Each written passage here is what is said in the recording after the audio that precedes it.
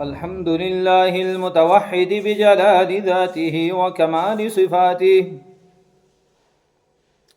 المتقدس في نعوت الجبروت عن شوائب النقص وسماته، والصلاة والسلام على سيد المرسلين، سيدنا ومولانا ونبينا وشفيعنا محمد صلى الله عليه وسلم.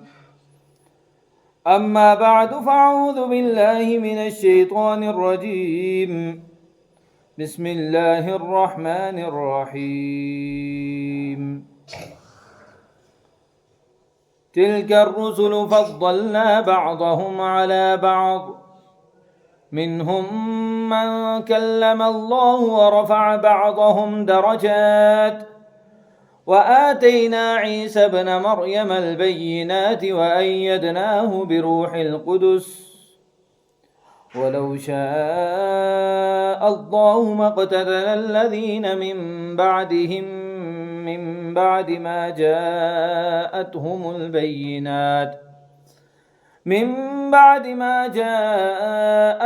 البينات ولكن اختلفوا، فمنهم من آمن ومنهم من كفر، ولو شاء الله ما اقتتلوا ولكن الله يفعل ما يريد.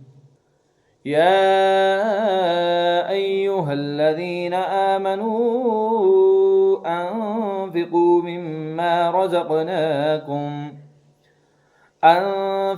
مما رزقناكم من قبل أن يأتي يوم لا بيع فيه ولا خلة ولا شفاعة، والكافرون هم الظالمون.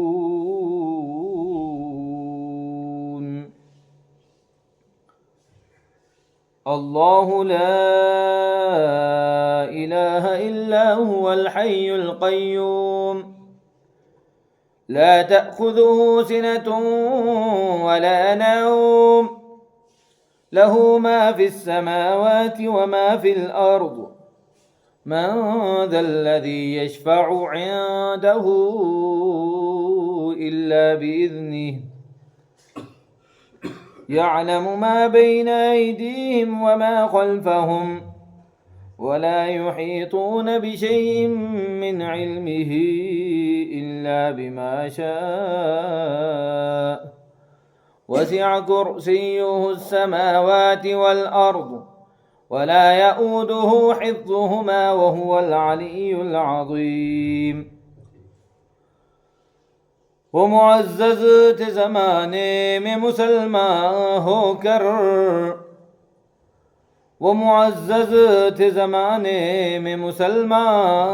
کر، اور ہم ذلیل و خوار ہوئے تارک قرآن ہو کر۔ انتہائی زیادہ معزز، محترم، مقتدر، محتشم، قابل عزت، قابل احترام سامعین و ناظرین، اور میری آواز کو سننے والی باپردہ باحیا میری مائیں بہنیں، السلام علیکم ورحمۃ اللہ وبرکاتہ۔ تیسرے سپارے کی ابتدائی آیات کی آپ کے سامنے تلاوت کی گئی ہے۔ اللہ تبارک و تعالی ارشاد فرماتے ہیں، تلک الرسل فضلنا بعضهم علی بعض، کہ رسولوں میں سے بعض کو ہم نے بعض کے اوپر فضیلت بخشی ہے، یعنی بعض کے مراتب بڑے ہیں اور بعض کے مراتب کچھ ان سے کم ہیں، لیکن ہیں سب اولو العزم ہیں، اللہ کے چنیدہ ہیں۔ منہم من کلم اللہ، بعض انبیاء کرام تو ایسے ہیں کہ جن سے اللہ تعالیٰ خود ہم کلام ہوا۔ ورفع بعضهم درجات، اور ان میں سے بعض کے درجات کو بڑھا دیا، جیسے موسیٰ علیہ السلام کے ساتھ اللہ تعالیٰ خود ہم کلام ہوئے، اور موسیٰ علیہ السلام کا لقب موسیٰ کلیم اللہ پڑا۔ وآتینا عیسی ابن مریم البینات وأیدناہ بروح القدس، اور عیسیٰ علیہ السلام کا مقام یہ تھا، مرتبہ یہ تھا کہ اللہ نے ان کو واضح نشانیاں دی اور ان کی اللہ تعالیٰ نے حضرت جبریل علیہ الصلاۃ والسلام کے ذریعے مدد فرمائی. وَأَيَّدْنَاهُ بِرُوحِ الْقُدُسِ وَلَوْ شَاءَ اللَّهُ مَا اقْتَتَلَ الَّذِينَ مِن بَعْدِهِم مِّن بَعْدِ مَا جَاءَتْهُمُ الْبَيِّنَاتُ وَلَٰكِنِ اخْتَلَفُوا. اور اگر اللہ تعالیٰ چاہتا تو کہیں پر ان کا آپس میں لوگوں کا کوئی قتال نہ ہوتا. جب ان کے پاس واضح نشانیاں آ گئی پھر وہ آپس میں نہ لڑتے، لیکن پھر بھی وہ لڑے آپس میں. فَمِنْهُم مَّنْ آمَنَ. ایسا ہوا پھر کہ اللہ تعالیٰ نے انسان کو پیدا کرنے کے بعد اس کو اختیارات دے دیے. هَلْ أَتَىٰ عَلَى الْإِنسَانِ حِينٌ مِّنَ الدَّهْرِ لَمْ يَكُن شَيْئًا مَّذْكُورًا. کیا اس انسان کے اوپر وہ وقت نہ گزرا تھا کہ لم یکن شیئا مذکورا، یہ کوئی قابل ذکر چیز نہ تھی. پھر کیا ہوا؟ ہم نے اس کو نطفے سے پیدا کیا اور پھر ہم نے کیا کیا؟ وَهَدَيْنَاهُ النَّجْدَيْنِ. اس کو ہم نے دو راستے دکھا دیے. اما شاکرا، یا تو اللہ تعالیٰ کا شکر گزار بندہ بن جائے، وَإِمَّا کفورا، اور یہ بھی راستہ اس کے سامنے رکھ دیا کہ اگر چاہے تو اللہ کا نافرمان بن جائے. فَمِنْهُم مَّنْ آمَنَ. بعض لوگ ایسے تھے وہ اللہ پر ایمان لے کر آ گئے، اللہ کو وحدہ لا شریک لہ مان لیا، اللہ کی عبادت کرنے لگے، اللہ کو بھی مان لیا، اللہ کی بھی مان لی. فَمِنْهُم مَّنْ آمَنَ وَمِنْهُم مَّنْ کفر. لیکن بعض لوگ ایسے تھے انہوں نے اللہ کو نہ مانا، اللہ کی ذات کا انکار کیا، اللہ کی صفات کا انکار کیا اور کافر ہو گئے. وَلَوْ شَاءَ اللَّهُ مَا اقْتَتَلُوا. اور اگر اللہ چاہتا تو یہ آپس میں لڑائی نہ کرتے، جھگڑا نہ کرتے. وَلَٰكِنَّ اللَّهَ يَفْعَلُ مَا يُرِيدُ. لیکن اللہ جیسا چاہتا ہے ویسا کرتا ہے. اگر اللہ تعالیٰ چاہتے ہر نبی کے ساتھ ایک فرشتے کو بھیج دیتے اور کہتے کہ جو آپ کی بات نہ مانے اس کو گرز مارو، اس کو بزور بازو سمجھاؤ، طاقت کے ذریعے اس کو سمجھاؤ. لیکن اللہ نے ایسا نہیں کیا. وَلَوْ شَاءَ اللَّهُ مَا اقْتَتَلُوا. ایسا اللہ نے نہیں کیا. اگر اللہ تعالیٰ چاہتے تو اس طرح بھی ایک نظام چل سکتا تھا، لیکن اللہ تعالیٰ نے حضرت آدم علیہ الصلاۃ والسلام کو جنت سے نکالا، دنیا کے اندر اگر بھیجا تو ایک حکمت کے تحت بھیجا، ایک نظام کو سٹیبل کرنے کے لیے بھیجا، ایک نظام کو چلانے کے لیے بھیجا. اللہ تعالیٰ نے دنیا کے اندر انسان کو اختیارات دے دیے، انسان کو بتا دیا کہ اے انسان تیرے پاس یہ اختیار ہے.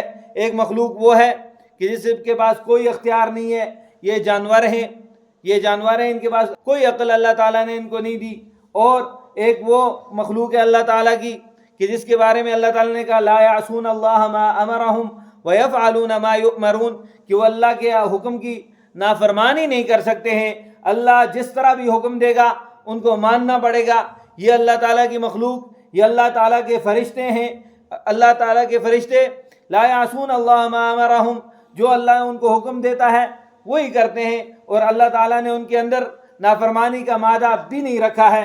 ایک انسان ہے، عام انسان ہے، اس انسان کے اندر اللہ تعالیٰ نے نافرمانی کا مادہ بھی رکھا ہے، فرما برداری کا مادہ بھی رکھا ہے. جب یہ اپنے فرما برداری والے مادے کو استعمال کرتا ہے، اللہ کی بات کو مانتا ہے، اللہ کے احکامات کو مانتا ہے، تو یہ فرشتوں سے بھی عمدہ ہو جاتا ہے، فرشتوں سے بھی اعلیٰ ہو جاتا ہے. اقبال نے کہا تھا فرشتہ مجھ کو کہنے سے میری تحقیر ہوتی ہے، فرشتہ مجھ کو کہنے سے میری تحقیر ہوتی ہے، میں مسجود ملائک ہوں، مجھے انسان رہنے دو. اقبال کہتا ہے کہ انسان کی رفعتیں وہ ہیں، انسان کی عزتیں وہ ہیں کہ انسان اپنے اعمال، کردار اور اخلاق کے ذریعے فرشتوں سے بھی اعلیٰ بن سکتا ہے اگر یہ وہ اعمال کرے جو اللہ نے اس کو بتائے ہیں. کیونکہ یہ مسجود ملائک بھی اس لیے ہوا، فرشتوں نے اس کو سجدہ بھی اس لیے کیا کہ یہ اللہ کے احکامات کو مانے گا، اللہ کی بات کو مانے گا. وَلَٰكِنَّ اللَّهَ يَفْعَلُ مَا يُرِيدُ. لیکن اللہ تعالیٰ جیسا چاہتا ہے اس طرح سسٹم چلائے گا. اللہ تعالیٰ کسی سے پوچھے گا نہیں، کسی سے اللہ تعالیٰ رائے نہیں لے گا، کسی کی رائے کا اللہ تعالیٰ محتاج نہیں ہے. رائے تو وہ لیتا ہے جس کے اپنا علم کم ہو یا کوئی جو سے مشورہ لیا جاتا ہے وہ اس کے ساتھ مدد کر رہے ہیں اس معاملے کے اندر. اللہ کو کسی کی مدد کی ضرورت نہیں، اللہ کو کسی کی مشورے کی ضرورت نہیں. لا یسأل عما یفعل وهم یسألون. اللہ تعالیٰ کہتے ہیں جو تم کرو گے تم سے پوچھا جائے گا. تم اگر برے اعمال کرو گے تم سے تمہارے اعمال کے بارے میں، کردار اور اخلاق کے بارے میں، تمہاری معاشرت کے بارے میں پوچھا جائے گا. لیکن اللہ جو کرے گا اللہ سے کوئی بھی پوچھنے والا نہیں ہے کہ اللہ تو اس طرح نہیں، اس طرح کر دیتا، زمین کی تخلیق اس طرح نہیں، اس طرح کر دیتا۔ اللہ تعالیٰ کہتے ہیں مجھ سے کوئی پوچھنے والا نہیں ہے، لیکن میں تم سے تمہارے اعمال کے بارے میں پوچھوں گا۔ آگے ارشاد فرمایا یا ایھا الذین آمنوا انفقوا مما رزقناکم، اے ایمان والو انفقوا خرچ کرو، اور خرچ بھی کس سے کرو؟ مما رزقناکم، وہ مال جو میں نے تم کو عطا فرمایا، وہ قوت جو میں نے تم کو عطا فرمائی، مما رزقناکم جو ہم نے تم کو عطا فرمایا، من قبل ان یأتی یوم لا بیع فیہ ولا خلۃ ولا شفاعہ، اس سے پہلے کہ وہ دن آ جائے جس میں کوئی تجارت نہیں کام آئے گی، کوئی مال و متاع کام نہیں آئے گا، ولا خلہ، اور نہ ہی کسی کی دوستی تمہارے کام آئے گی، ولا شفاعہ، اور اللہ کے سامنے کوئی شفاعت کرنے والا بھی نہیں ہوگا مگر یہ کہ اللہ کی اجازت سے، اللہ کی اجازت کے بغیر کوئی شفاعت کرنے والا بھی نہیں ہوگا۔ ایسے دن سے بچیں اور اس سے پہلے اللہ کے راستے کے اندر خرچ کریں۔ حدیث پاک میں آتا ہے جب انسان مرنے کے قریب ہوتا ہے اور انسان کو پتہ چل جاتا ہے کہ اب میری موت یقینی ہے، کہتا ہے ھذا لفلان، یہ فلاں کو دے دینا صدقے کے طور پر، ھذا لفلان، اور یہ صدقے کے طور پر فلاں کو دے دینا، وقد کان لفلان، حضور کہتے ہیں کہ حالانکہ یہ تو مال اس کا رہا ہی نہیں، اب تو یہ مال کسی اور کا ہو گیا ہے۔ سوچتا ہے انسان، کہتا ہے جب مرنے کے قریب ہوتا ہے کہتا ہے اب میں صدقات کر لیتا، خیرات کر لیتا، اللہ کے راستے کے اندر خرچ کر لیتا، اللہ کو اپنے مال و متاع کے ذریعے راضی کر لیتا، لیکن اس وقت اس کے پاس ٹائم نہیں ہوتا ہے۔ سانس ہے تو چانس ہے، سانس نہیں تو چانس نہیں۔ آخر میں جب انسان مرنے کے قریب ہوتا ہے تو یہی انسان سوچتا ہے۔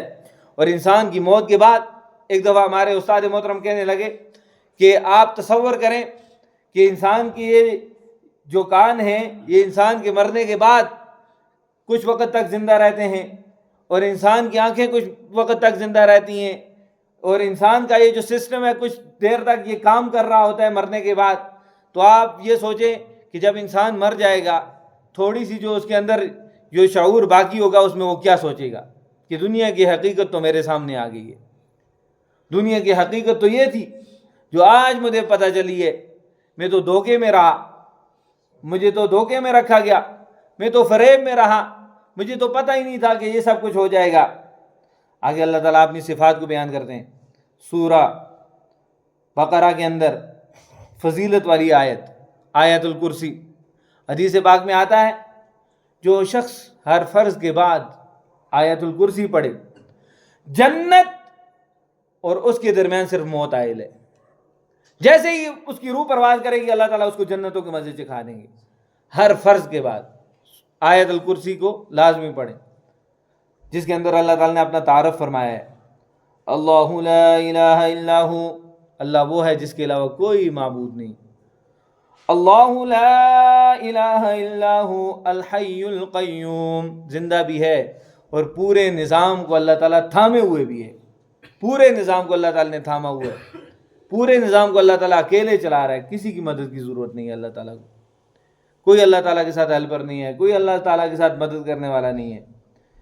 اور اللہ کی ذات کیسی ہے؟ لا تأخذہ سنۃ ولا نوم، جس کو نہ نیند آتی ہے نہ اونگ آتی ہے، لہ ما فی السماوات وما فی الارض، اے دنیا کے انسانوں یہ بات یاد رکھو، آسمانوں اور زمینوں میں بادشاہت ہماری ہی ہے۔